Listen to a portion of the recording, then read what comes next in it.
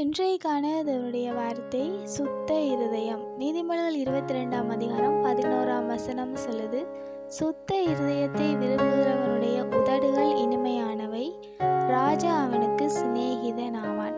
அதாவது சுத்த இருதயத்தை விரும்புகிறவர்களாக நாங்கள் இருக்க வேண்டுமா? அப்படி விரும்பும் பொழுது ராஜா எங்களுக்கு சிநேகிதன் ஆவார். நம்முடைய தேவன் நமக்கு சிநேகிதனாக இருக்க வேண்டுமாக இருந்தால் எங்களிடத்துல சுத்த இருதயம் இருக்க வேண்டும்.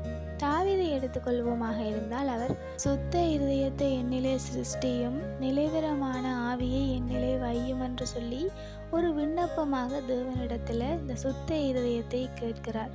உண்மையில் சுத்த இருதயம் என்கிறது பாவமில்லாத பரிசுத்தமான உள்ளமாக இருக்கிறது. அப்படி பாவமில்லாத பரிசுத்தமான தூய்மையான உள்ளத்தை நாங்கள் விரும்புகிறவர்களாக இருக்க வேண்டும். அப்படி சுத்த இருதயத்தை நாங்கள் விரும்புவோமாக இருந்தால் பாவம் செய்யாதபடிக்கு தூரமாக விலகி ஓடுவோம். பாவத்தை விரும்புகிறோமாக இருந்தால் சுத்த இருதயத்தை நாங்கள் விரும்ப மாட்டோம். ஆக சுத்த இருதயத்தை நாங்கள் விரும்ப வேண்டும். அவர்களுடைய உதடுகள் இனிமையானவைகளாக இருக்கும். அதாவது எங்களுடைய உள்ளம் எப்படி இருக்கிறதோ அதுதான் எங்களுடைய வார்த்தையாக வெளிப்படுகிறது.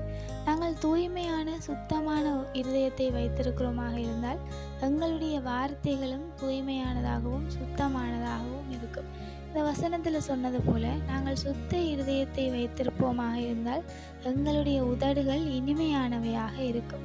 ஆகையால் தூய்மையான உள்ளத்தை விரும்புகிறவர்களாக இருக்க வேண்டும். அதன் நிமித்தம் எங்களுடைய வாயினுடைய வார்த்தைகள் இனிமையானதாக இருக்கும். நம்முடைய தேவன் நமக்கு சிநேகிதனாக இருப்பார். Have a nice day.